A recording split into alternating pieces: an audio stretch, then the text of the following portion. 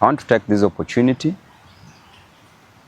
to condemn the gruesome murder of one Albert Ojwang at Central Police Station, Nairobi.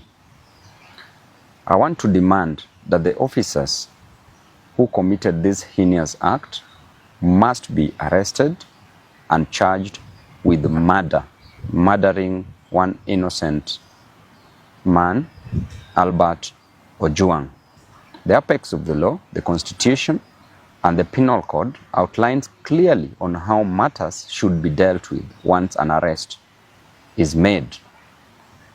Going to an extent of murdering an innocent man, moving all the way from Nairobi, wasting government resources in the name of Subarus, going down to Homa Bay, passing so many counties to arrest one person whose only mistake was to speak the truth on social media, was only to outline how Kenyans are suffering, was only to show Kenyans that there is high cost of living, that there is overtaxation, and that there is unemployment in this country.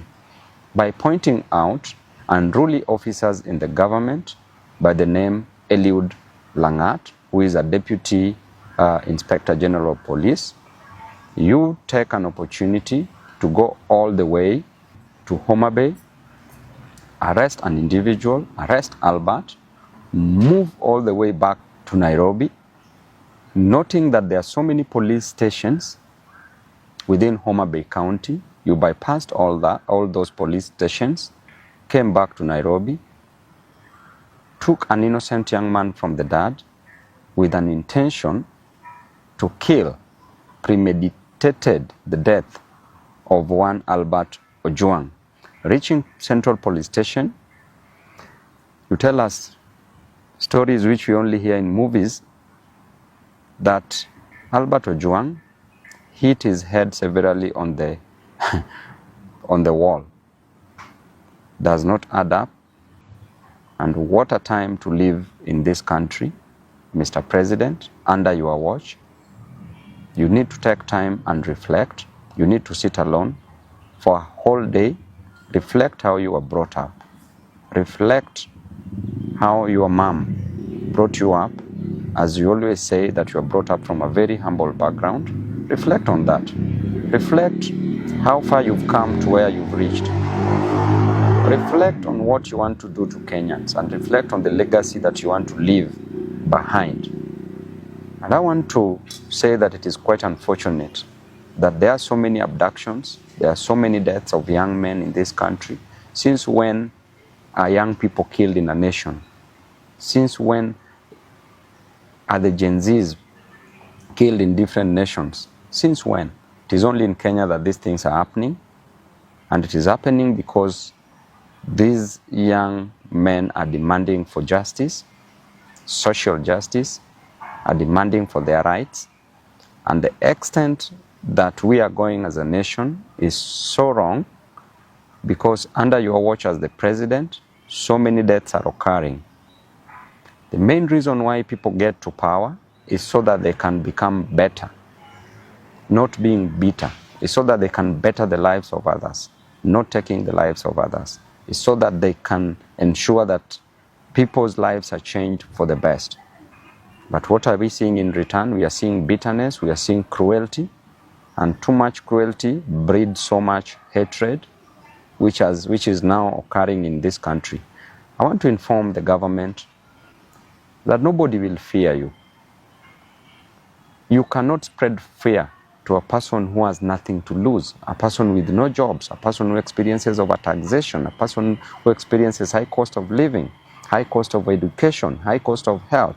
You cannot make such a person be fearful.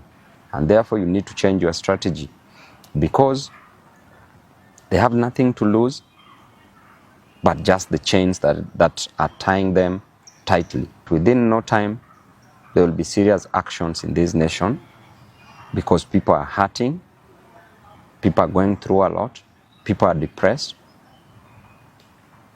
And this death of Albert Ojwang should not just be a statistic. Kenyans should not and take mental note and take action against any other person who might come for their lives. I want to tell you that Albert's dad went through a lot. As he said yesterday on media, that he spent 20 years going to a quarry, mining stones, not precious stones, but normal stones for construction, kokoto, just to educate Albert. Went through a lot in life to educate Albert. Then Albert graduated, became a teacher, had a 1-month-old child, a young family, a wife left behind, just for you to come and take the life of this innocent soul. We are watching you keenly. As a leader, I will speak my mind, and I will never give you the key to my brains. I will never suspend my reasoning just for blind following. I will die where Kenyans are dying. I will be with the Kenyans. And to the Inspector General of Police, please move with action. By now, it would be an honor if you would have resigned. But because of greed for power, I know you won't. So what you can do is to take action against these culprits who have taken the life of an innocent young man.